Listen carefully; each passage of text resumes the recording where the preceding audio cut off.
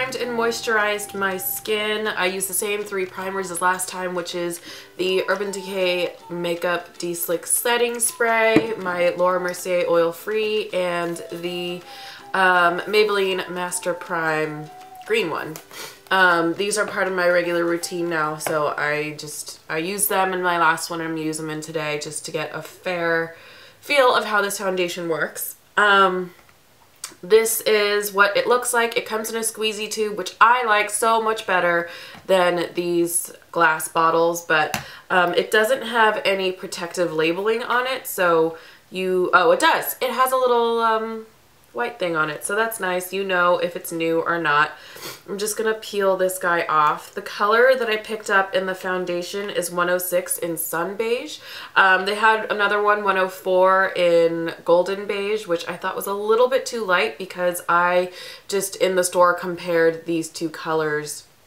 This is 220 in the Maybelline Fit Me, and just kind of picked one that was closest to this. I thought Golden Beige would be a little bit too light, so I picked up Sun Beige. Again, that's number 106. And the powder I got number 300, which is Nude Beige. There were only 4 colors available in this powder, which is not great. It's not a great color selection.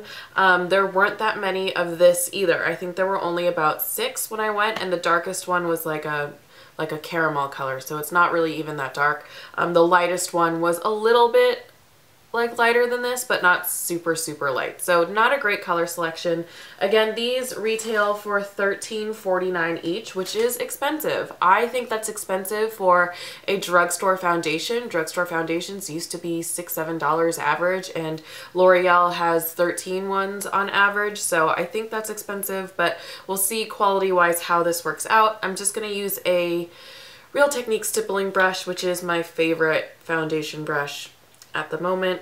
I put it straight onto the brush, but let me show you what it looks like. It looks like this. It is a little bit, I feel like it's a little bit thinner than the Maybelline was. It's, yeah, I mean, it's close in consistency. This is what it looks like rubbed out. So it is a fairly yellow color. Let me compare that to the MAC Pro Longwear in NC25, just so you guys can see. This is the MAC Pro Longwear in NC25, and this is the Sun Beige by L'Oreal, and the MAC NC25 is just a little bit lighter. It's that same sort of tone of yellowy, slightly orange undertones. And the Maybelline Fit Me in comparison. This is the Maybelline Fit Me down here. This is the L'Oreal Infallible, and this is the MAC NC25 Pro Longwear.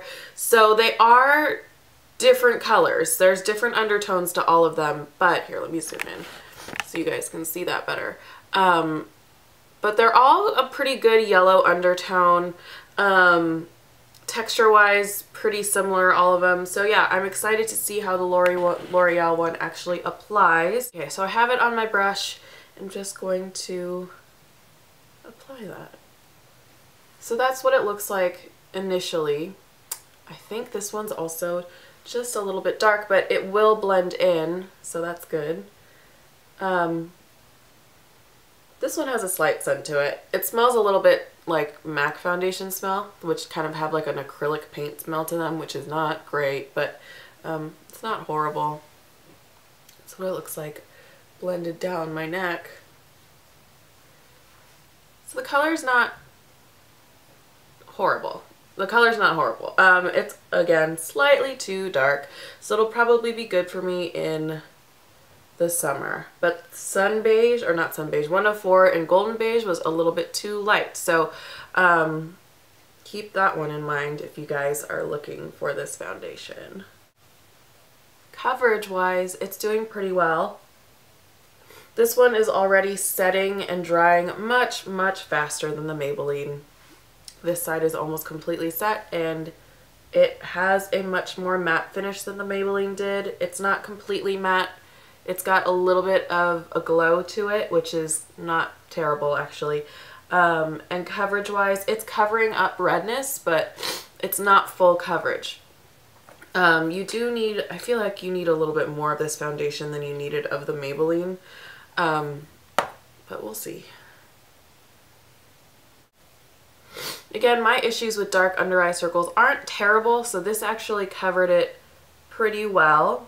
In the camera, again, you can't really tell, but in person, this is it's a pretty orange foundation. I'm not gonna lie, it's pretty orange. It's a little bit too dark. It looks like I have a tan on, which isn't terrible since it's winter, but this will definitely be better for me in the summer. If I just blend it down my neck, you couldn't really tell, but there's definitely a very strong orange undertone to this foundation. I will say that with both the Maybelline and the L'Oreal, generally in the past I've had issues with drugstore foundations being way too pink. Even in the more yellow shades, they are too pink. I do like that both of these had a very strong yellow undertone to match my skin pretty well. I feel like it's doing a pretty good job matching to my skin. Undertone wise, it's just the shade is just a little bit dark, which honestly is not that big of an issue. Again, I can blend it down my neck and it won't look horrible. So on the back of this, it says lasting demi matte finish, never dull, never flat. I agree with that. It's not completely matte. It has a little bit of a shine to it, but it's not overwhelming, and it has dried down, which the Maybelline did not. It says wears up to 24 hours. I'm not going to test that because I'm not going to wear this for 24 hours, but I will wear it for a good 12 hours like I did the other one. Right now it is 9:43, so I will at least wear it until 10 o'clock tonight. The coverage is medium. Again, I agree with that. It's definitely a buildable coverage. You can add more, but it does a good job initially covering redness and some of the breakouts that I have. It's doing a good job doing a first layer of coverage for that. And texture is air light. It does feel pretty light on the skin. I feel like it's a slightly bit thicker than the Maybelline Fit Me. The Maybelline Fit Me actually felt really, really comfortable on the skin when I first put it on. This one is a little bit less air light, but it's not a heavy feeling foundation. It doesn't feel sticky on the skin. It's not itchy on the skin. It's not terribly uncomfortable. So it's actually a pretty nice foundation. It is clinging to a little bit of the dry patches that I have on my face, just from breakouts and such, which the Maybelline did as well. It did sink into my pores a little bit, again, which the Maybelline did as well, but it's not a horrible looking product. I'm going to now try the powder. Again, I'm in the color 300, which is nude beige, which I feel like comparatively pretty similar in color to the Maybelline Fit Me powder. I don't know if I said this in the Maybelline Fit Me first impressions video, but the powder is not bad. I would carry that around all day just to or like keep it in my car just for like last minute powdering. It was just the foundation that didn't, that I wasn't super impressed with. This powder says matte finish, air fine texture, shine control, 16-hour lasting, never cakey, never flat. It looks like this. It opens up. It's a compact. It's a plastic compact with the powder on top, and then underneath is a mirror and a puff. I'm not going to use the puff today. I learned that lesson. I am going to just powder on my cheeks because I am going to do concealer down here.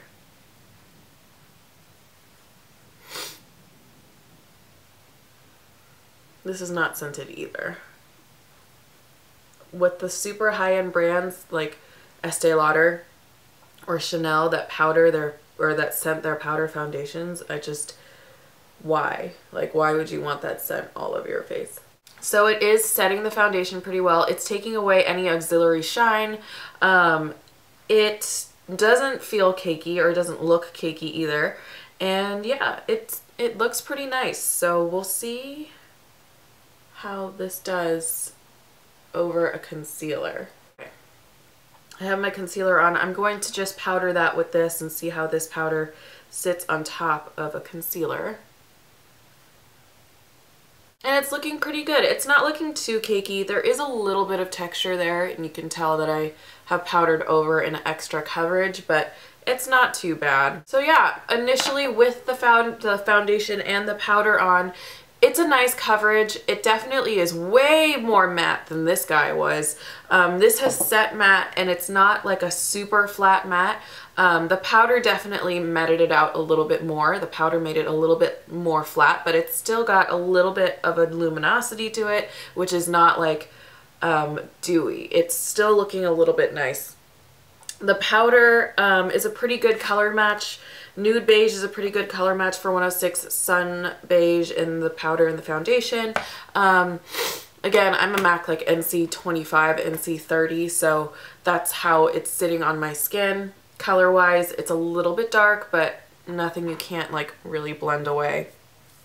I am going to put the rest of my makeup on and see how other products sit on top of this and see how this does kind of over the next half an hour as I put the rest of my makeup on, and then I will check in with you guys after that. So this is how makeup sits on top of it. It doesn't have, like, the blush didn't cling to certain spots. The bronzer didn't cling to certain spots. I used the Wet n Wild Pearlescent Pink blush, the NYC Smooth Skin Sunny Bronzer, and then a little bit of MAC Mineralized Skin Finish as my highlighter. And yeah, it's, you know, things are sitting on top of it pretty well. So I am going to actually film another video again. I will be sitting under the hot studio lights again, probably for about an hour because I'm going to do my favorite spring nail polishes. So yeah, and then other than that today, it's kind of cold out, so I don't anticipate like sweating a lot. I'm not going to do very much other like manual labor or anything, so it'll be sort of a same test of longevity for this makeup as I did with the Maybelline Fit Me foundation. Yeah, I hope you guys liked that demo of the foundation going on, and I will check in with you guys later. Right now it is 10:24, if you guys can see that. So yeah, I will check in with you guys later probably after I eat lunch and just tell you guys how it's looking, but it's still staying pretty matte. Nothing is kind of, no oil has come through or no shine has come through yet. So looks pretty good so far.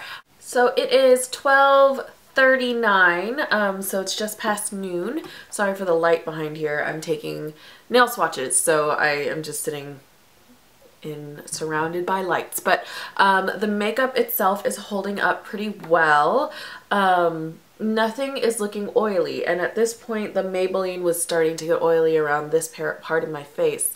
So nothing is looking really oily. It's all staying really matte. It's not faded. Nothing is moved. It doesn't feel heavy or anything. So I'm really liking this foundation so far as I drop a million things.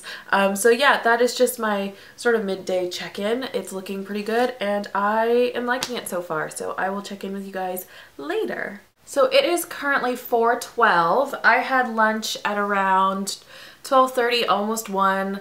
I did a little bit of cooking, so there was like steam in my face and all of that, but I just wanted to check in with sort of like my mid-afternoon makeup. As you can see, the foundation stops like right around here, so you can see that it is a little bit dark against my neck. So it's really, and this is like, I have like fluorescent lighting and stuff, and outside it was a little bit obvious, so it was like I went to go get the mail and checked my phone and saw how my foundation was and stuff. So it was a little bit obvious, so I don't know if I'm going to be using this as much now in the winter. I'm probably going to use it more in the summer, but I am liking it, and it's not looking oily at all. There's no like, I'll get my mirror. There's no oily, obvious patches. It is starting to look a little bit cakey in this area of my face, but it's not too bad. Here, I'll zoom in so you guys can see. It's not as bad as it could be. Let me zoom in and be in focus. So it's not that bad. Around my nose, it is getting like a tiny bit shiny, but this is the first time I've noticed it all day. Otherwise, the rest of my face is holding up really well. It's not fading anywhere. It's definitely a very matte foundation. It's not going anywhere. And it's so matte to the point where I feel like it's drying out a little bit as the day goes on. It was definitely less like obviously matte looking earlier in the day.